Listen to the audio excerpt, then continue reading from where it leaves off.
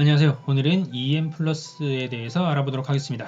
코스피에 등록되어 있고요. 074610입니다. 보통 제가 종목을 선정하는 데는 시장에서 이슈가 되는 종목에 대해서 수급만 보지 말고 본질도 함께 보고자 하면서 선정을 하는데요. 제가 이번 종목을 한번 선정해 본 데는 제가 생각했던 이 회사가 떴던 이슈와 주가의 흐름이 너무나 상이해서 한번 알아보게 되었습니다. 핫하지 않다고는 하지만 시장 소식을 발빠르게 듣고 계신 분들이거나 투자를 좀 장기간으로 하셨던 분들은 이름 정도는 들어보셨을 수도 있는데요. 바로 그래핀이라는 테마로 주로 상승했던 EM플러스입니다. 과거에 나노메딕스였죠. 그래서 며칠 전에도 상한가를 기록했는데요. 자세히 한번 알아보도록 하죠. 먼저 숫자부터 보게 되면요. 일단 매출액은 감소세입니다. 2017년 447억에서 2018년에 400억을 깨고 떨어졌다가 2019년에 소폭 회복했습니다. 하지만 영업이익을 보면 그야말로 심각한 수준인데요. 지속적으로 영업 손실을 기록하고 있는데 2018년에 마이너스 113억, 2019년에 마이너스 154억을 기록했습니다. 당기 순이익 역시 당기 순손실로 지속적으로 기록하고 있습니다. 2017년에 마이너스 118억, 2018년 마이너스 83억, 2019년 마이너스 343억, 엄청난 수준입니다. 다만 재밌는 것은 2020년 1분기에 매출도 상승하고 영업이익은 적자가 지속되긴 했지만 당기 순이익은 적자로 전환했습니다. 바이오도 아닌데 적자를 기록하면서 지금 현재 살아남고 있는 이 기업, 도대체 뭐하는 회사인지 한번 알아보도록 하죠. 먼저 회사의 개요를 보면요. 2019년 사업보고서인데요. 이때까지만 해도 회사의 명칭이 바뀌지 않았기 때문에 나노메딕스라고 표기되어 있습니다. 하지만 제가 놀랐던 부분은 바로 이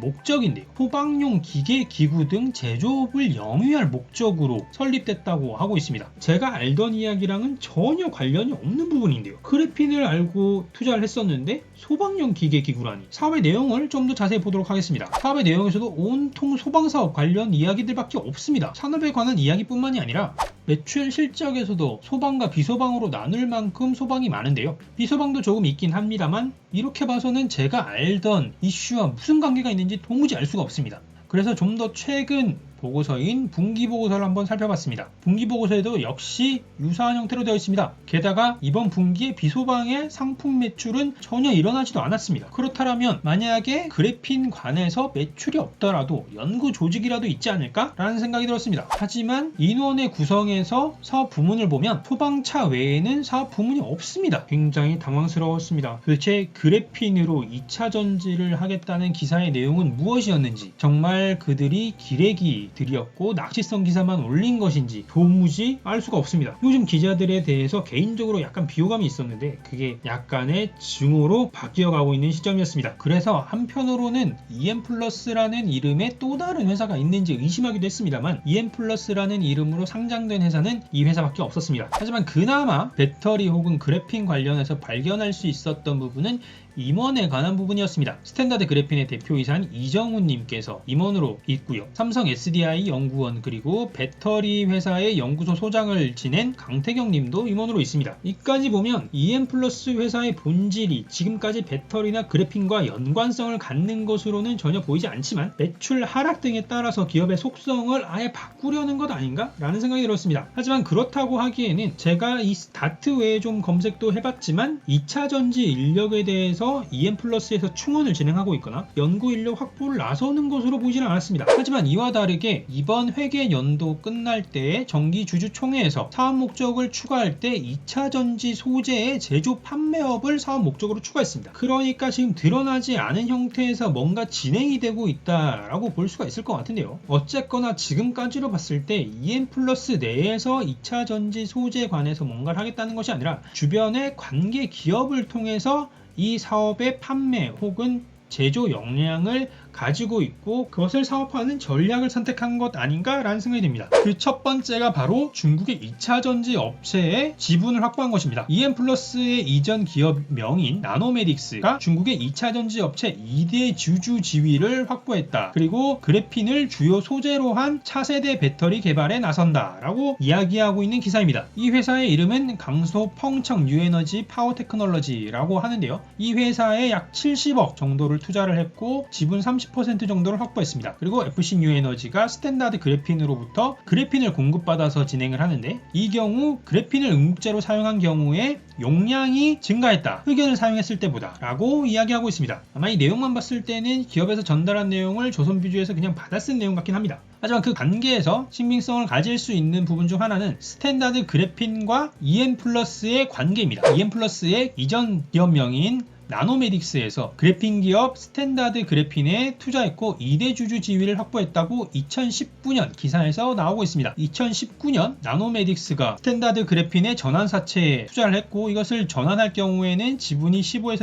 16% 정도로 2대 주주 지위를 확보할 수 있는 규모, 이만큼을 스탠다드 그래핀에 투자했다고 밝히고 있습니다. 스탠다드 그래핀이 상장 기업이 아니라서 자세한 내용을 확인하는 데는 어려움이 있지만, 스탠다드 그래핀의 대표이사인 이정훈 님이 EM플러스의 임원으로도 재직 중인 만큼 두 기업이 밀착해서 진행하고 있는 점은 분명해 보입니다. 그리고 제가 그래핀이랑 2차 전지의 관계성을 알아보기 위해서 좀 많이 찾아봤는데, 이 부분에 대해서는 스탠다드 그래핀에서 이렇게 밝히고 있기도 합니다. 스탠다드 그래핀이 특허를 75개나 가질 정도로 기술력을 가지고 있고, 그리고 이런 핵심이 되는 공정 기술은 기술 유출이나 경쟁사의 유사 공정 개발을 방지하기 위해서 특허 출원도 하지 않고 핵심 기밀로 관리하고 있다고 합니다. 정말 이렇게 관리가 될 만큼 그 인력에 대해서도 제대로 된 보상이 이루어지고 함께 진행되고 있는지에 대해서는 의문이 많이 들긴 합니다만, 어쨌거나 이렇게 관리를 하고 있어서 그런지 그래핀과 2차 전지의 연관성에 대해서 그 기술적인 자료라던가 이런 것들을 찾아보기는 쉽진 않았습니다. 다만 이 기사를 통해서 배터리와 2차 전지의 관련성을 좀 확인할 수가 있었는데요. 이 기사의 앞쪽을 보면 나노 소재와 벌크 소재의 차이를 얘기를 하고 있고, 그리고 그래핀이 나노 소재의 장점을 다 가지고 있다고 이야기하고 있습니다. 특히 지금 현재 배터리 음극재에서 흑연, 그래파이트가 많이 쓰이고 있는데, 그것을 그래핀 혹은 그래핀 복합 소재로 바꾸는 것에 대해서 장점이 있다라고 얘기를 하고 있습니다. 장점으로 꼽자면 전기의 전도성, 그리고 전하 이동성, 인장 강도, 유연성 등에 대해서 이야기를 하고 있습니다. 지금까지 EM플러스와 2차 전지 혹은 2차 전지로서의 그래핀에 대해서 알아봤는데요. 역할만 정리를 해보면 EM플러스가 자체적으로 연구 역량이나 생산 역량을 갖춘 것도 아니고 갖출 수 있을지도 사실 좀 의문이긴 하지만, 그래핀이 2차 전지로 역할을 하는 데에는 경영권을 바탕으로 기업 간 연계 등을 통해서 역할을 할 수 있을 것으로 보입니다. 일단 이 정도로 정리를 하고 EM플러스 역량 자체를 좀 더 확인해 보도록 하죠. 저희가 EM플러스의 그래핀 혹은 2차 전지 부문에만 따로 투자를 할 수가 없으니까요. 일단 소방장비의 산업을 보게 되면 대폭 감소하거나 혹은 지속적으로 감소세에 있음을 알 수가 있습니다. 사회 안전망 확충에 대해서 그렇게 언급이 많았음에도 불구하고 예산이 감소하고 있다는 부분은 좀 의외였습니다. 다만 비율로 보자면 소방 장비의 구매 분야라던가 소방 기동 장비 구매에서 많은 비중을 차지하고 있는데, 사실 이건 생각해보면 당연한 게, 다른 비용보다는 소방 기동 장비라는 것은 차량 수준의 금액이다 보니까 금액 단위가 달라서 어쩔 수 없이 비중이 많지도 않을까라는 생각도 들긴 합니다.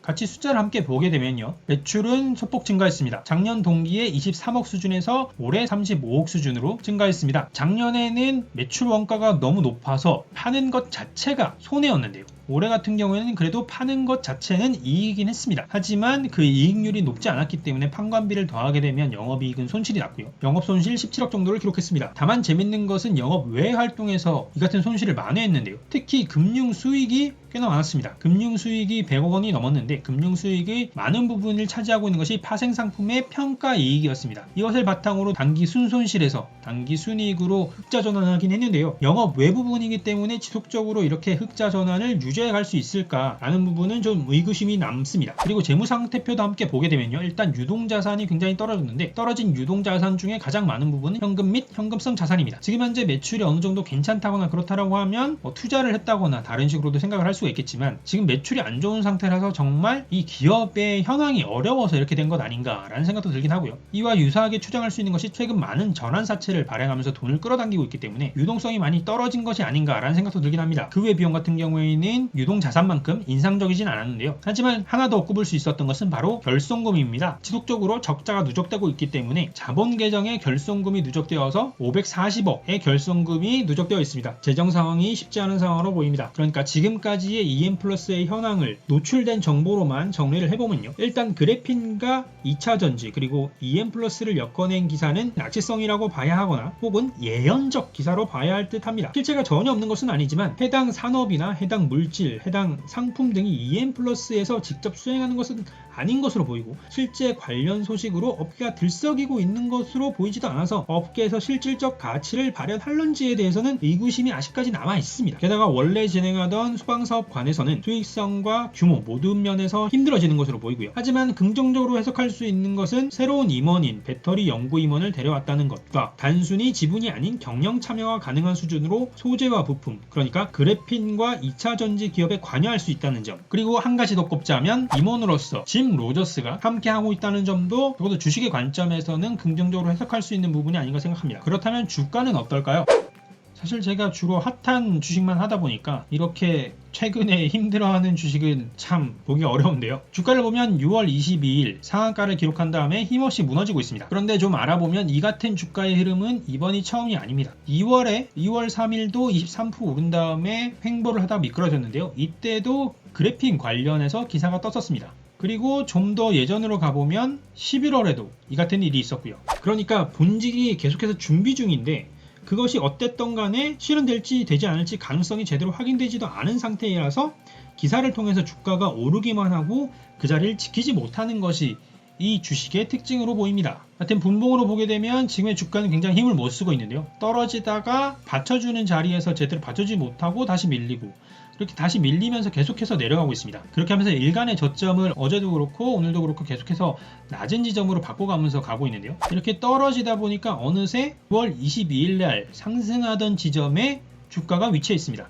그 당시 6,200원 정도부터 뛰기 시작했는데요. 잠깐 밀렸다가 다시 뛴 것도 어차피 6,000원 초반대였으니까 이 6,000원 초반대가 무너져서 5,000원까지 밀린다라고 하면 당분간 몇 개월간은 또다시 기사가 나와주지 않으면 크게 희망이 없어 보입니다. 다만 지금 자리를 지켜준다라고 하면 그래도 상한가까지는 아니라고 하더라도 이틀 동안 5%, 7% 이렇게 빠졌으니까 내일 정도는 소폭 상승할 수도 있지 않을까라고 생각해 봅니다. 사실 제가 이 주식에 낚였던 이유가 제가 이래저래 학교 다닐 때부터 많이 들었던 그래핀이라는 소재에 대해서 얘기를 하고 있어서 거기에 그 기사와 그 문구에 혹해서 들어갔다가 크게 슬퍼졌는데요.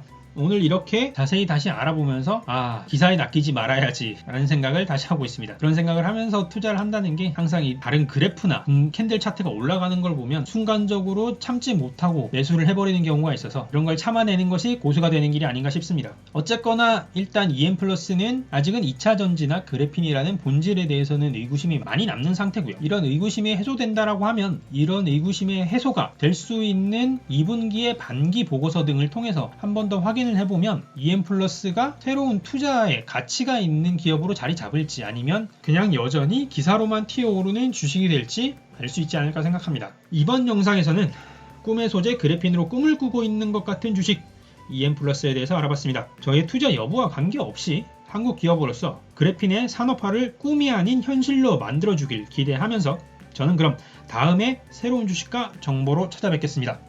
감사합니다.